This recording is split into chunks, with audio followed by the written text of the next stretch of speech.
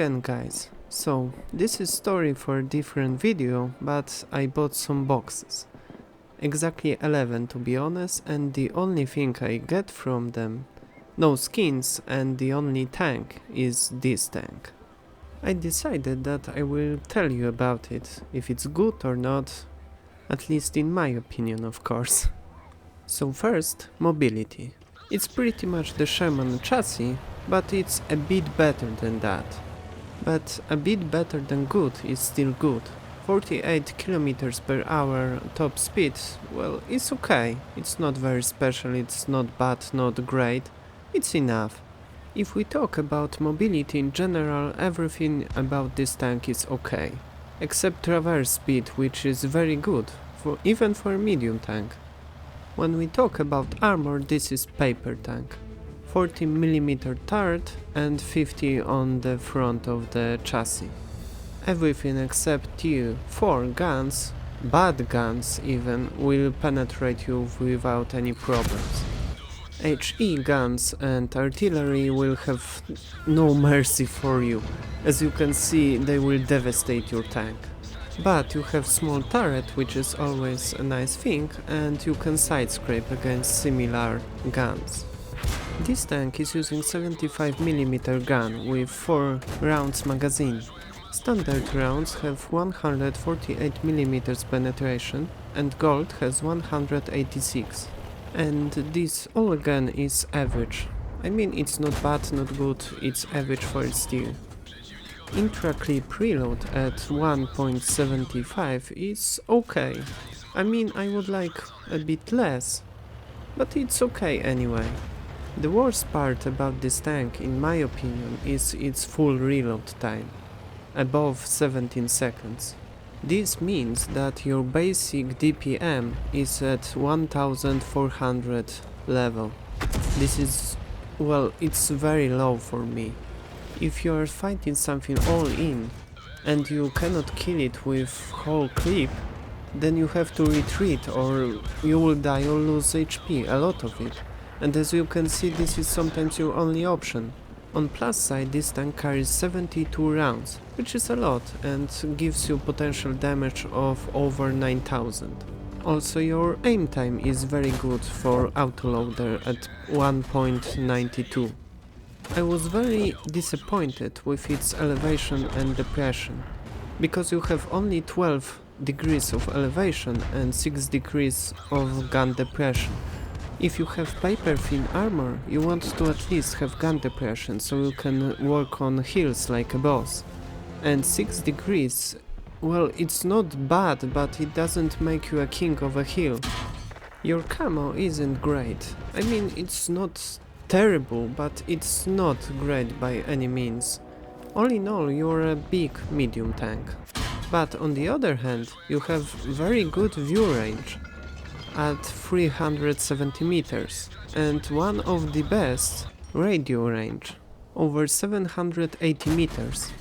I will put a disclaimer at the beginning of the video, but if you didn't see it, all footage was made with basic tank without equipment and without good crew. I mean, this is 75% crew, so everything you've seen will be buffed by equipment and by better crew. In conclusion, I would like to compare this tank to 2 other tanks. They both were in my team in my first battle in this tank. As you can see, I'm talking about Skoda T25 and STRV M42.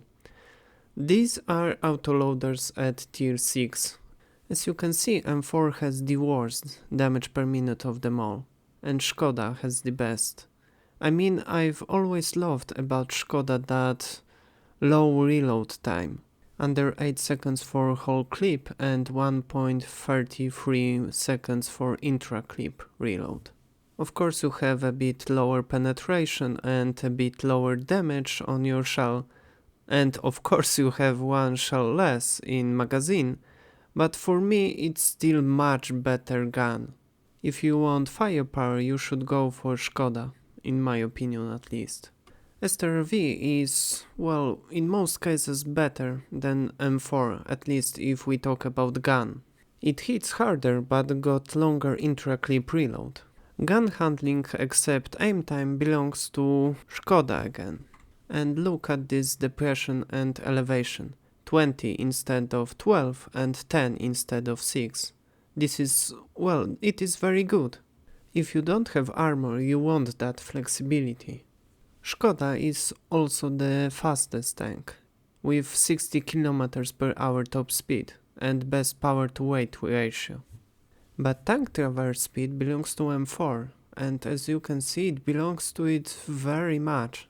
Which on the other hand I don't mean if it's very important, because when I played Škoda I've never felt that, well, it has problem with traverse speed anyway. Health is very similar on all tanks and armor is very similar too. I mean, these are all paper tanks. In camo department, as you can see, M4 is the worst of all three, in every single camo, well, option. But view range and radio range belongs to it. I mean, it has 10 more than Škoda and 20 more than STRV.